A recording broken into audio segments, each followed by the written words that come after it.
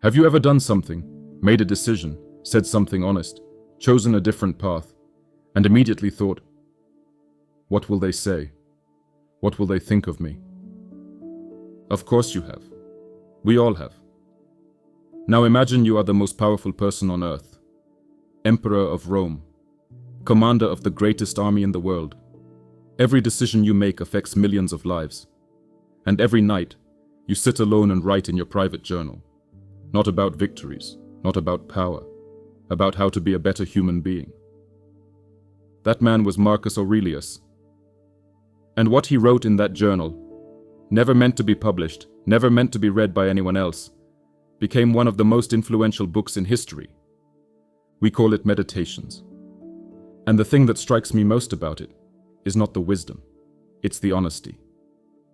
Because Marcus Aurelius, the most powerful man in the world, was clearly struggling with the same things you and I struggle with.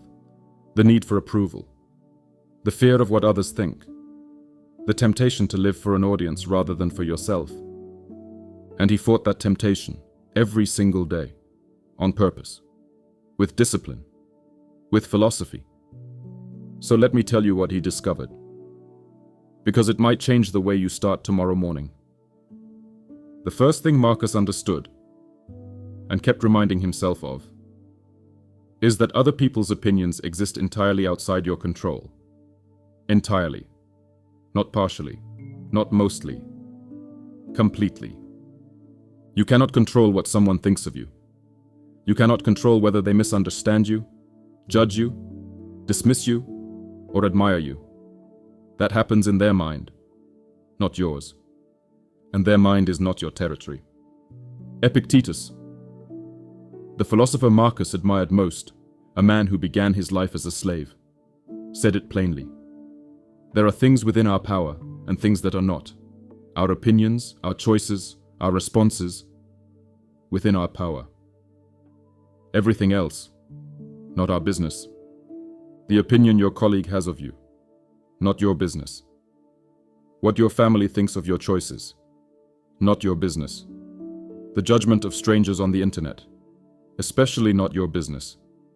Now, I know what you're thinking. That's easy to say. Much harder to actually feel. And Marcus would agree. He didn't pretend this was easy. He wrote these things to himself, as reminders, as daily practice, precisely because it was hard. Because the pull toward caring what others think is deeply human. We are social creatures. Approval meant survival for most of human history. But Marcus saw the trap clearly.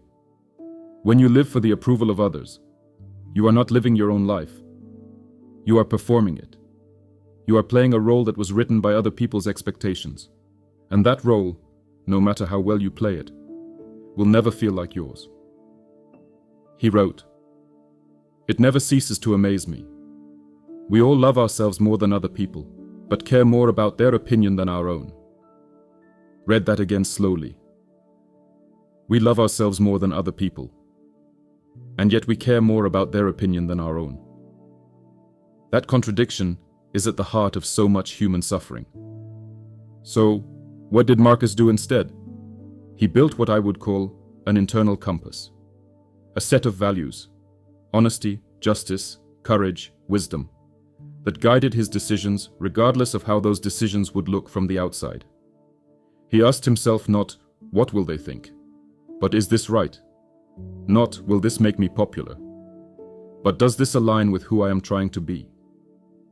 And here is the most powerful thing he understood, something that took me a long time to really absorb.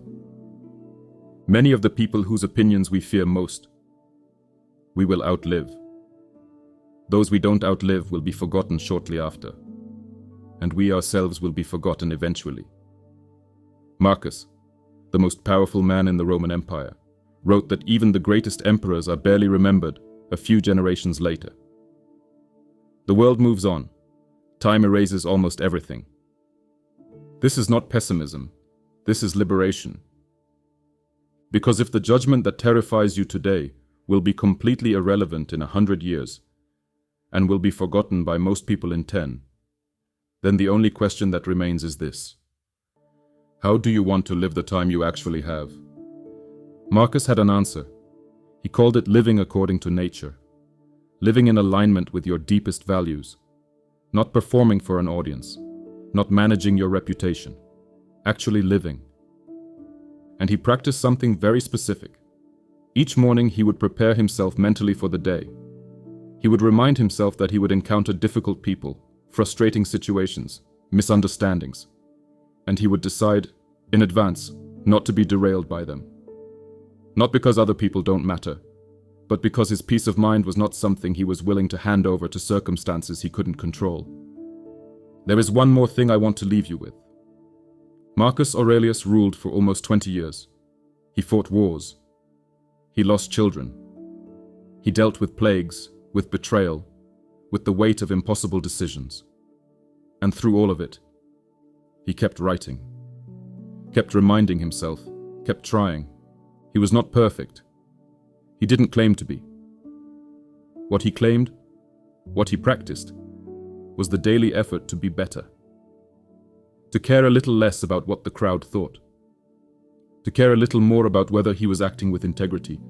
That effort, quiet, private, relentless, is what made him one of the most admired figures in history.